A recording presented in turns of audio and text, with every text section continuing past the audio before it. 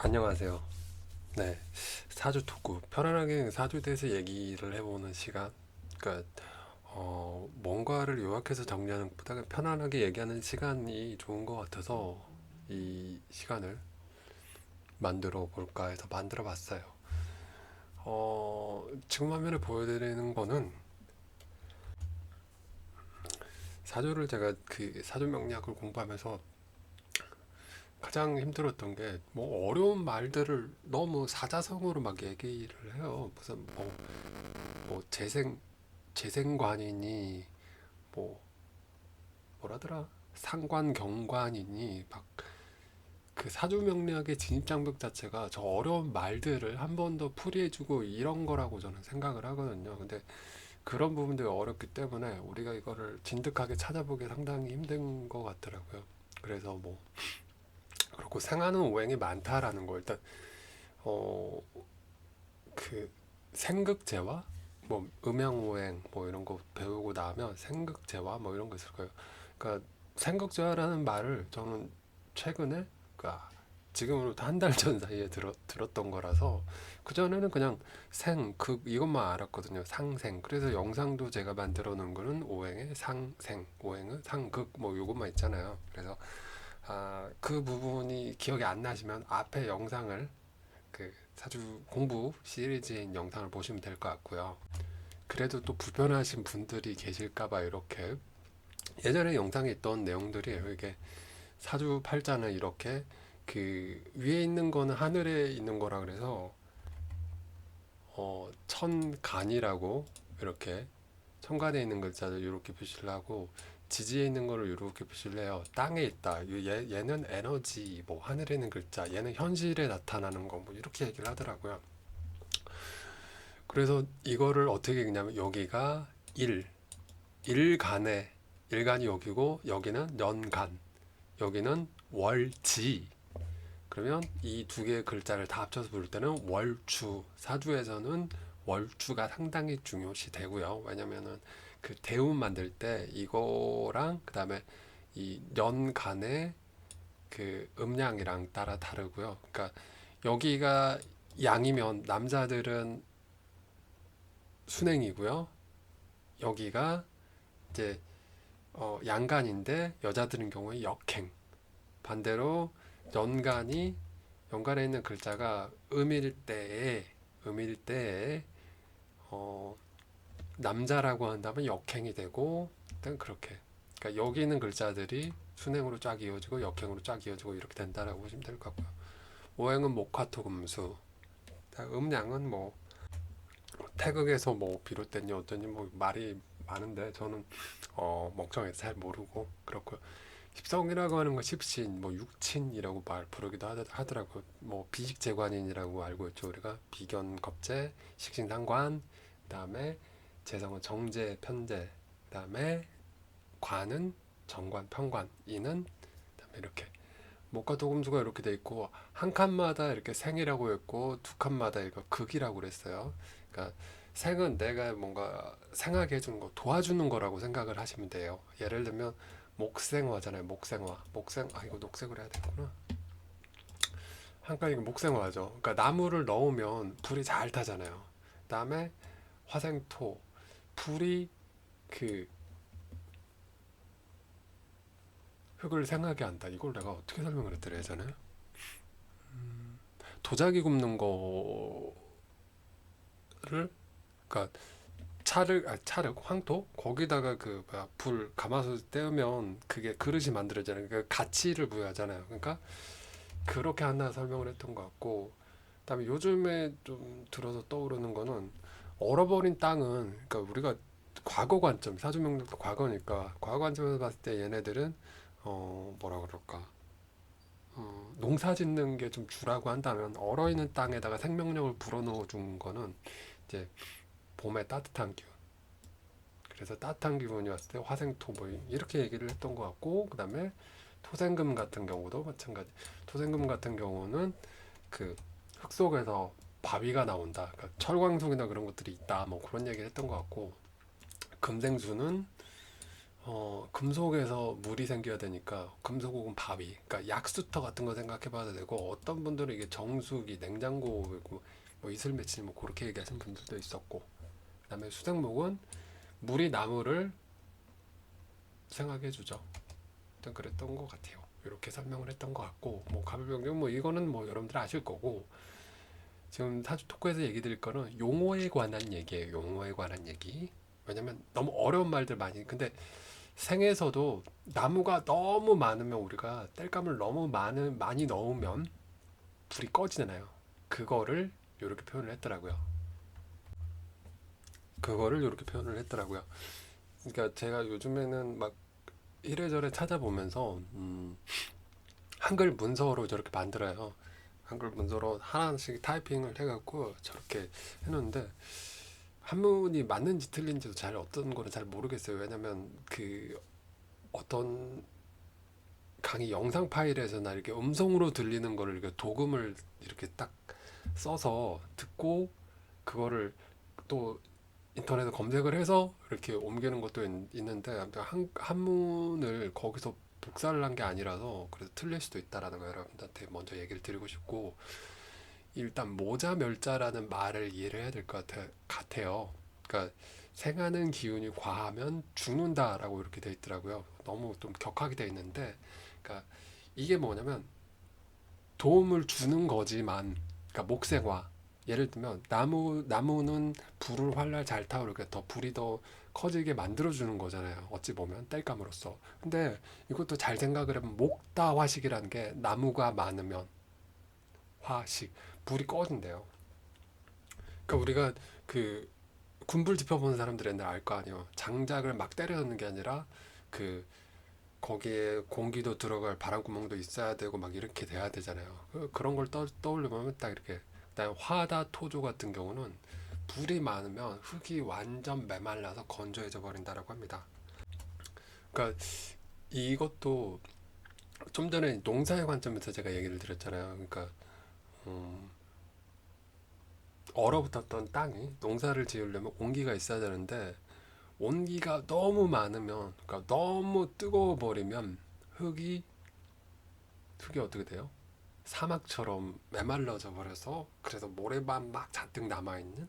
그러니까 이게 오히려 더 농사 그러니까 쓸모 있는 건 아니잖아요. 사막에 모래나 뭐 이렇게 모래를 뭐 수출에다가 뭐 건설용 자재로 파는 거 아니라고 한다면, 아무튼 그런 관점에서 봤을 때 화다토조라고 하는 것도, 화생토가 원래 불이, 그 온기가 결국엔 땅에게 농사를 짓게 뭔가 도움을 주는 건데, 그게 너무 많으면 흙 자체가 그 수분기를 다 없어져서 이렇게, 뭐라 그럴까, 좀 건조해져 버리죠. 건조해진 땅은 농사 짓기는 별로 그렇게 좋지는 않으니까. 그다음에 토다금매는 원래 토생금이라고 해서 흙이 그 쇳덩어리 혹은 바위 이런 것들을 생각해 주는데, 흙이 너무 많으면, 흙이 너무 많다라고 하면 새나 바위가 어떻게 돼요? 묻혀져 버린단 말이에요. 그러니까 이렇게 생각을 해보자고요. 지금 우리가 광산이라고 해서 찾는 것들이, 산이라고 다 산 안에 들어가잖아요. 그것들이 원래 좀 깊게 뚫고 들어가잖아요. 지하로. 근데 옛날에는 거기가 평지였다고 생각을 해봐요. 그리고 거기에 바위가 있었어. 근데 시간이 지나면서 이 바람의 풍화작용이나 막 이런 것들에 의해서 이동을 하다가 흙들이 어느 한 곳에 그 바위를 덮어버리고 높은 산으로 만들어졌다라고 생각을 해봐요. 그러면 그거 자체가 뭐가 되는 거예요? 토다 금매가 되겠죠. 그러니까 흙이 너무 많으면 그 쇠가 묻혀져서 그러니까 흙이 이를테면 엄마죠. 토생금이니까 금한테는 엄마인데, 쇳덩어리한테 엄마인데, 너 잘해 잘해 이런데, 그 엄마가 엄청나게 기운을 많이 쓴 거죠. 막 잔소리를 엄청나게 한 거야. 너 이것도 해봐 저것도 해봐 저것도 해봐 그러면 그 잔소리에 못 사는 거죠. 그 엄마의 정말 사랑과 그 무언가가 담긴 그런 잔소리이긴 간섭이고 뭐 이런 거긴 하겠지만, 내가 그렇다라는 거. 그러니까 이 관점이 다 원론적으로 봤을 때는 다 목생화, 목생화, 목생화, 화생토, 토생금, 금생수, 수생목이에요. 인성이란 말이죠. 이 뒤에 있는 것들한테는 이 앞에 있는 게 인성이에요. 날 도와주는 거거든. 근데 도와주는 성분도 너무 많으면 오히려 안 좋더라라는 얘기에 관한 거라고 보시면 될 것 같아요.